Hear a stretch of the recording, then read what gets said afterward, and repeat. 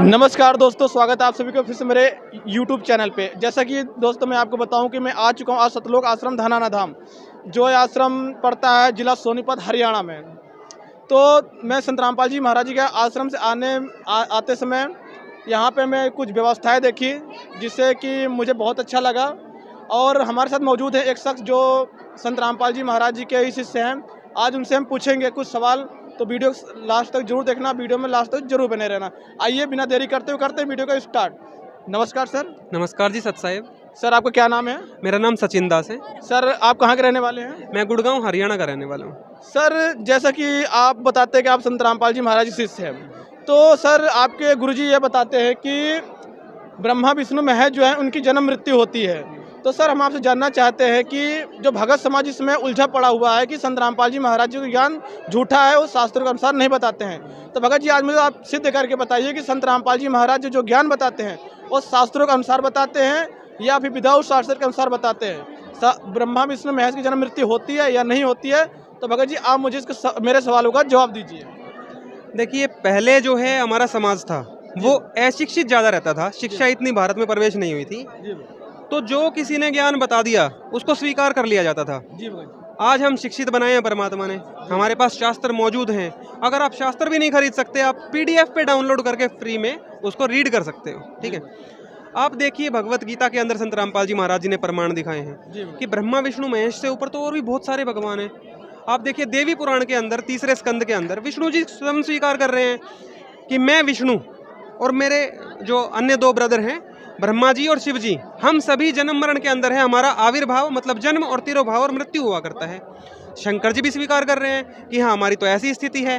तो जब सारी चीज़ प्रमाणित हैं तो फिर इस चीज़ में डाउट क्या रह गया? संत रामपाल जी महाराज जी के आप कोई भी सत्संग उठा के देख लो, सारे प्रमाण दिखाते हैं वो। तो भगत जी आपने बताया कि ब्रह्मा विष्णु महेश जो हैं ये नासवान हैं, अर्थात इनके तिरोभाव और आविर्भाव यानी जन्म मृत्यु हुआ करता है। तो मैं ये जानना चाहता हूँ आपसे कि आपके गुरुजी कहते हैं कि गुरु को ही भगवान मानना जरूरी है, क्योंकि गुरु को मानने बगैर मोक्ष संभव नहीं है। तो भगत जी हमें ये आप बताइए कि गुरु जो होता है तो हमारे जैसा इंसान है, हम उसको भगवान कैसे मान लें? अब हमको इसके बारे में बताइए भगत जी। देखिए, इसके लिए हमारे समाज में जो सबसे आदरणीय है, आप देखिए कृष्ण जी और राम जी को हम मानते हैं। ठीक है, शुरू से ही बचपन से ही हम इनके बारे में सुनते हैं और आज भी आप देखोगे भारत में बहुत लोग राम जी और कृष्ण जी को अपने आदर्श रूप में मानते हैं। तो कबीर साहब की वाणी देखिए आप क्या कहती है कि कबीर राम कृष्ण से कौन बड़ो, उन्हों भी गुरु कीन, और तीन लोक के वे धनी गुरु आगे अधीन। जब तीन लोक के परमात्मा भगवान विष्णु जी जो रामचंद्र जी के रूप में और कृष्ण जी के रूप में आके हमें क्या लीला करके दिखा रहे हैं, आप देखिए। रामचंद्र जी ने वशिष्ठ जी को गुरु बनाया और फिर उनसे नाम लेके भक्ति करी। कृष्ण जी ने भी दुर्वासा ऋषि को गुरु बनाया और भक्ति करी।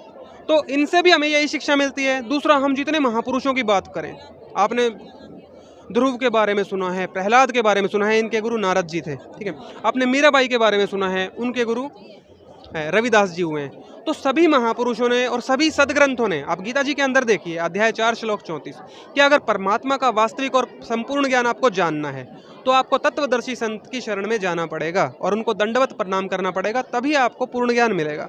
तो ये तो हमारा सनातन धर्म का जो असली ज्ञान है वो यही कहता है कि गुरु बना के ही भक्ति करी जाती है। वही हमारे संत रामपाल जी महाराज बता रहे हैं। जैसा कि दर्शकों भगत जी ने जैसा संत रामपाल जी महाराज जी से जो मौजूद है हमारे सामने, आपके जिस इस प्रश्न का डाउट क्लियर कर दिया है। तो आपसे मेरा एक सवाल और था कि आपके गुरुजी जो हैं, जो संत रामपाल जी महाराज हैं, ये कबीर साहब को ही पूर्ण परमात्मा बताते हैं, जो कि वो एक तो एक जुलाहे थे, ये तो झोपड़ी में रहने वाले थे, तो वो कैसे पूर्ण परमात्मा हो सकते हैं? तो आप इसके बारे में बताइए कि एक जो गरीब इंसान है वो जो झोपड़ी में रहता था, तो भगत जी परमात्मा कैसे हो सकता है? आप हमारे दर्शकों को बताइए। देखिए, आप कह रहे हो इंसान, तो इंसानों के लिए तो हम बातें छोड़ दें, हम बात कर रहे हैं कबीर भगवान की। तो जो आदि सनातन धर्म है जिस पे हमें गर्व है, हमारे संत रामपाल जी महाराज उसका उत्थान कर रहे हैं दोबारा से। जो लोग भूल चुके हैं वो फिर से वेदों की तरफ लेके जा रहे हैं हमें। आप पवित्र वेदों से पुराना तो कोई ग्रंथ नहीं है अपनी पृथ्वी पे। चाहे किसी भी आप धर्म को उठा लीजिए, किसी का भी ग्रंथ वेदों से पुराना नहीं है। वेदों पे कोई भी सवाल नहीं कर सकता, क्योंकि वेदों का ज्ञान माना जाता है कि परमात्मा ने ही दिया है, उसमें कोई मिलावट नहीं है, कोई किसी की सोच नहीं है, परमात्मा का विधान है। उसमें बताया है कि पूर्ण परमात्मा का नाम कबीर देव है। ठीक है, अब लोग इस चीज़ को लेकर डाउट में आ जाते हैं कि ठीक है, इतना तो मान लिया कि पूर्ण परमात्मा का नाम कबीर देव है। अब उनका अगला सवाल आता है कि आप कबीर जी जो जुलाहा जाति में रहे हैं 600 साल पहले काशी के अंदर आके, उनको कैसे भगवान मानते हो? तो देखिए, वेदों में परमात्मा का सिर्फ नाम नहीं लिखा, वेदों में परमात्मा के गुण लिखे हैं कि जो परमेश्वर है उसका नाम कबीर देव है, वो शिशु रूप में आके यहाँ पे लीला करता है। मतलब पैदा नहीं होते परमात्मा, सह शरीर आते हैं, सह शरीर चले जाते हैं। तो ये लीला किस भगवान ने करी आप देखिए। हमने अब तक जो भगवान सुने थे, राम जी, कृष्ण जी, उनके आप देखिए, जन्म भी हुआ और मृत्यु भी हुई, उनके रिकॉर्ड मौजूद हैं। ठीक है, कबीर साहब का रिकॉर्ड आप चेक करिए, और कबीर साहब ने अपनी वाणी में खुद बताया है कि कबीर ना मेरा गर्भ ना मेरा जन्म, कबीर साहब ने अपनी वाणी में खुद बताया है कि कबीर ना मेरा जन्म ना गर्भ बसेरा, बालक बन दिखलाया और काशी नगर जल कमल पर डेरा, तहां जुलाहे ने पाया। कि मेरा ना जन्म हुआ ना मेरा कोई जो है जनने वाला है, मैं सबका मालिक हूँ, परमेश्वर हूँ, और मैं काशी में प्रकट हुआ था। ऐसी लीला परमात्मा असंख्यों बार कर चुके हैं, प्रत्येक युग में ये लीला होती रहती है। और उस परमात्मा का नाम कबीर देव है, ये क्लियर हुआ। वो परमात्मा शिशु रूप में आके लीला करता है, और कैसी लीला करता है? कवारी गायों का दूध पी के एक लीला करता है अपने लालन पालन की। तो ये चीज़ कहाँ पे लिखी हुई है? आप देखिए, ऋग्वेद मंडल नंबर 9 सूक्त 1 मंत्र 8 और 9 में आप पढ़िए कि वो परमात्मा 3 तरह से अपनी सृष्टि की संभाल करता है। उसमें एक प्रकार शिशु रूप में वो आके ऐसे लीला करते हैं, और कवारी गायों से उनकी जो पालन की लीला है वो होती है, और वो लीला सिर्फ कबीर साहब ने की है। हिस्ट्री में दूसरा ऐसा कोई भी जिसको भगवान माना जाता है, ईसा जी ने करी नहीं, ना कोई मूसा जी ने करी, ना मोहम्मद जी ने ऐसी कोई लीला करी, ना आप देखिए किसी भी धर्म में कोई मौजूद जो प्राणी है ऐसी लीला सह शरीर आने की और ऐसे कवारी गाय के द्वारा दूध पीकर अपने लालन पालन की लीला करने की, ऐसा कोई सबूत आपको नहीं मिलेगा। ना कृष्ण जी की लीला में मिलेगा, ना आपको राम जी की लीला में। तो इसलिए पता चलता है कि जो पूर्ण परमात्मा है वो तो कबीर साहब है। तो भगत जी, मैं आपसे एक बात और जानना चाहता हूँ कि जैसा कि आपने बताया कि पूर्ण परमात्मा कबीर साहब हैं। एक बात और मैं आपको बताऊंगा। अब पूर्ण परमात्मा जो है वो सिर्फ हिंदू धर्म का ही भगवान नहीं है। लोग ये तो मानते हैं कि भाई सबका मालिक एक, पर वो जान नहीं पा रहे कि वो सबका मालिक एक कौन है। आज तत्वदर्शी संत रामपाल जी महाराज जी ने अपने अमृत सत्संगों से सारे शास्त्रों के प्रमाण दिखा दिखा के साबित कर दिया है कि कबीर साहब ही पूर्ण परमात्मा है। और उन ग्रंथों में उन्होंने सिर्फ वेदों को ही नहीं लिया, गीता के अंदर आप देखिए अध्याय 8 श्लोक 9 लिखा हुआ है कि उस परमात्मा का नाम कविम है, और उसके गुण देखिए आप, वो परमेश्वर के गुण वहाँ पे लिखे हुए हैं कि वो सबका पालन पोषण करने वाला है, सबको बनाने वाला है।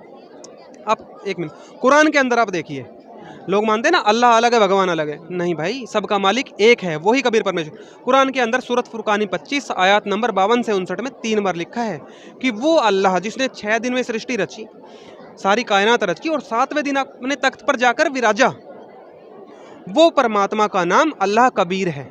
तो वो अल्लाह कह देते हैं, हम भगवान कह देते हैं, इतनी सी बात है। आप बाइबल देखिए, ऑर्थोडॉक्स जूइश बाइबल, दुनिया में आज सबसे बड़ा जो धर्म है वो ईसाई है, ठीक है। इनकी जो इंग्लिश वाली ऑर्थोडॉक्स जूइश बाइबल है उसके अंदर लिखा हुआ है Kabir is supreme God, the supreme. Supreme क्या होता है? सबसे श्रेष्ठ। सबसे श्रेष्ठ तो भगवान ही हो सकता है, कोई आदमी का नाम नहीं लिखा वहाँ पे।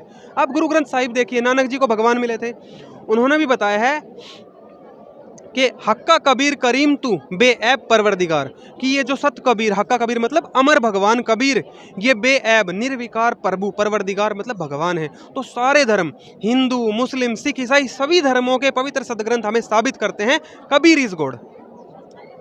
तो दर्शकों, इनसे हम एक बात और जानना चाहेंगे कि जैसे कि ये बता रहे हैं कबीर साहब ही पूर्ण परमात्मा हैं, तो भगत जी हमें एक बात और ये बताइए आपकी, हम कैसे माने कि आपके गुरु जो संत रामपाल जी महाराज है वो शास्त्र के अनुसार भक्ति बता रहे हैं और सही ज्ञान बता रहे हैं? क्योंकि और सारे भी संत हैं और लोग उनके पास क्यों नहीं जाते हैं? क्या जरूरत है आपके पास संत रामपाल जी महाराज के पास आने में, जो इतने ज़्यादा श्रद्धालु आ रहे हैं? इसका क्या कारण है? और आपके संत रामपाल जी महाराज ऐसा क्या ज्ञान बता रहे हैं जो इतने ज़्यादा श्रद्धालु आ रहे हैं? देखिए, आज हमारे सनातन धर्म की बात करें तो उसमें सबसे मूल ग्रंथ आज गीता जी को माना गया है, ठीक है।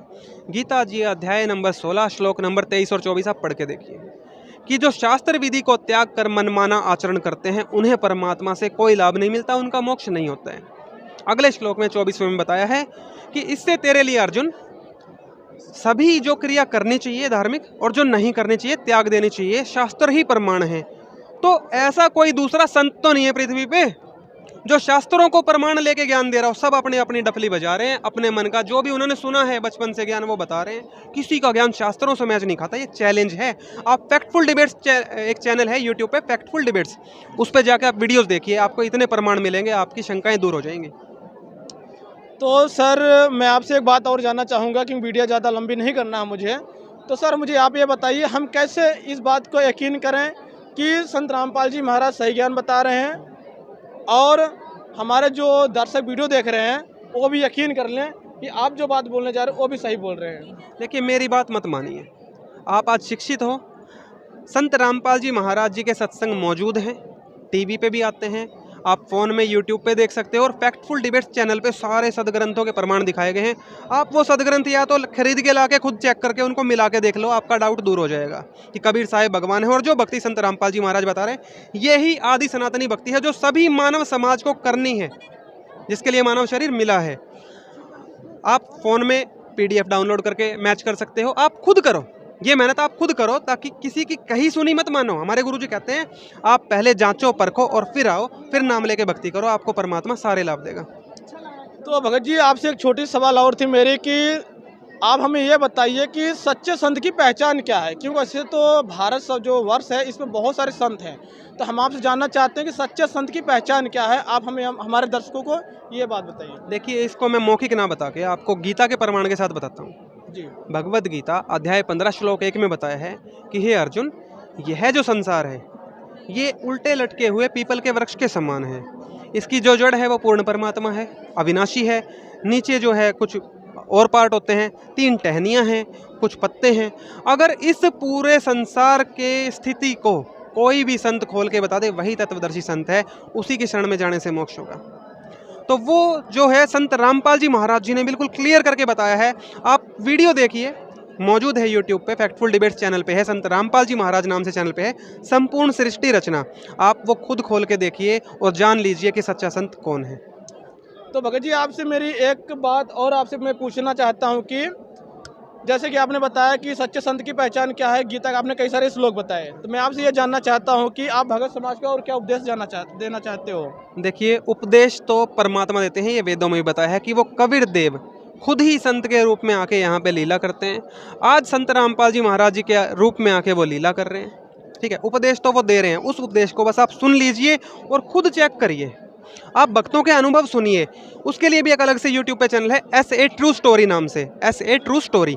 उस पर आप जाइए, भक्तों के अनुभव देखिए, आप उनको भगवान के दर्शन हो रहे हैं, उनकी बीमारियां ठीक हो रही है, उनके घर में बरकत हो रही है, जो भी लाभ आप परमात्मा से सोच सकते हो वो सभी लाभ उनको प्राप्त हो रहे हैं। आप खुद चेक करिए और खुद विश्वास करिए, अपने शास्त्र पढ़िए और फिर संत रामपाल जी महाराज जी की शरण में आइए। तो जैसे दर्शकों हमने सारे जो डाउट थे और आपके और जो मेरे भी डाउट थे, हमने सारे डाउट क्लियर कर लिए। अगर आपको भी कोई डाउट है तो आप वीडियो को नीचे डिस्क्रिप्शन बॉक्स में अपना कमेंट कीजिए। और सर धन्यवाद आपको। सत साहिब जी।